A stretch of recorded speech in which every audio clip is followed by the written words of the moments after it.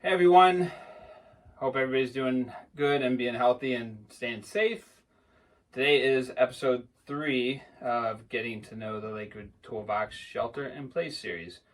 And we are going to clean out our dryer vent and clean around our dryer, make sure that everything is safe there. Very important because it could be a fire hazard if lint builds up in your vent.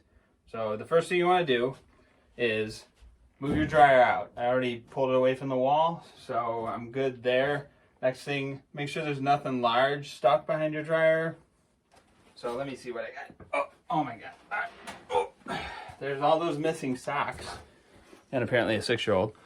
As well as more Legos, which I find everywhere. But, so the next step after you clean out all the large debris behind the dryer is take a vacuum or a shop vac and get that ready. And then most of these connections are just a pressure fit, so you pull that off the wall. Down at the bottom of your dryer there's another pressure fitting, so you pull that off of there and you have your dryer exhaust hose free. So you want to dump any large items out of there because you can hear there's some in there. Then take your shop vac, turn it on, and vacuum out the vent.